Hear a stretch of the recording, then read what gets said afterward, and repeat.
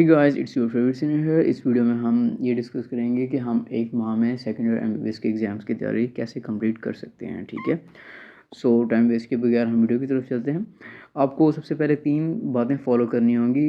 Number 1 ये है कि आपको कंसिस्टेंटली वर्क करना होगा, कंसिस्टेंटली ही स्टडी करना होगा। आप स्केड्यूल को आगे पीछे ना करें तो ज़्यादा बेहतर होगा। और उसके बाद दूसरी बात यह है कि आप स्केड्यूल के टाइम को डेवलप कर सकते हैं। फॉर एग्ज़ाम्पल, अगर मैं कहता हूँ कि ये चीज़ आपने 3 दिन में करनी है ये टॉपिक, तो आप वो टॉपिक 6 डेज़ में भी कर सकते हैं अगर आपके पास टाइम ज़्यादा है। तो फॉर एग्ज़ाम्पल आपके पास 60 डेज़ हैं, तो आप स्केड्यूल को डेवलप कर सकते हैं। ठीक है।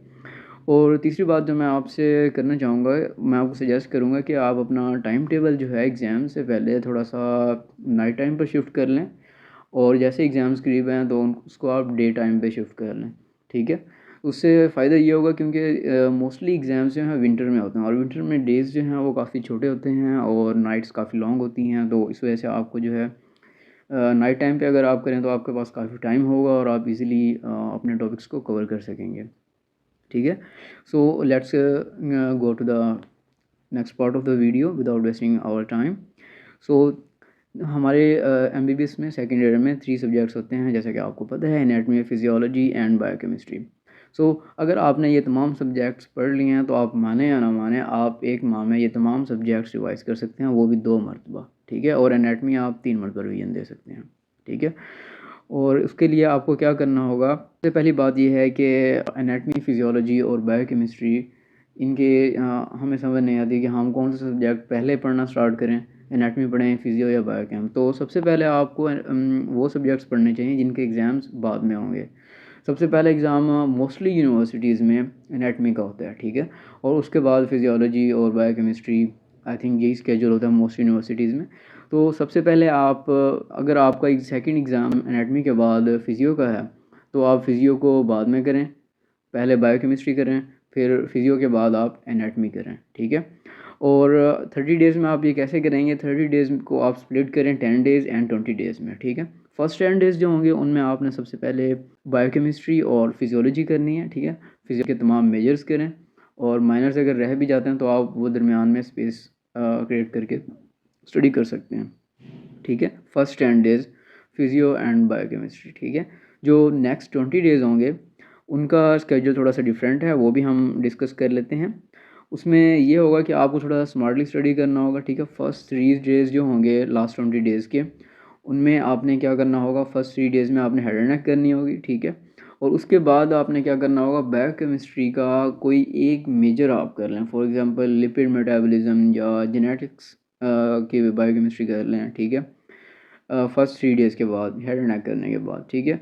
उसके बाद 4th डे को यानी कि आपने ये करना, और 5th डे से 7th डे तक आपने क्या करना है, आपने एब्डोमेन एंड पेल्विस करनी है। ठीक है। और 8th डे को आपने क्या करना है, बायोकेमिस्ट्री का फिर से आपने कोई मेजर करना है। ठीक है। ताकि आपकी बायोकेमिस्ट्री भी रिवाइज हो जाए और साथ में आप एनाटॉमी भी करते रहें। ठीक है। और उसके बाद जो है, अब आपने ग्रॉस एनाटॉमी कवर कर ली होगी 8th डे तक। ठीक है। और 9th डे से 11th डे तक आपने क्या करना है, एम्ब्रियोलॉजी करनी है। ठीक है। 9th डे से 11th डे तक। और उसके बाद 12th एंड 13th डे को आपने न्यूरो एनाटॉमी करनी है। ठीक है। और 14th डे को आपने फिजियोलॉजी का कोई मेजर करना है, लाइक रीनल फिजियोलॉजी आप कर लें। ठीक है। और 15th डे को आपने क्या करना है, हिस्टोलॉजी रिवाइज करनी है। रिवाइज करनी है मैं क्यों कह रहा हूँ, क्योंकि मैंने आपको पहले एक बात नहीं बताई, वो ये है कि आप हिस्टोलॉजी जो है वो डे 1 से ही आप स्टार्ट कर दें। यानी कि 30 डेज़ का हमारा स्केड्यूल है, तो आप फर्स्ट डे से ही हिस्टोलॉजी को स्टडी करना स्टार्ट कर दें और 15 डे तक आपकी हिस्टोलॉजी कंप्लीट हो जानी चाहिए। यानी कि आप डेली जितना पढ़ते हैं, फॉर एग्जांपल अगर आप 8 आवर्स पढ़ते हैं डेली, ठीक है, 8 टू 10 आवर्स, जो कि ज़रूरी है, आपको 8 टू 10 आवर्स डेली देने होंगे।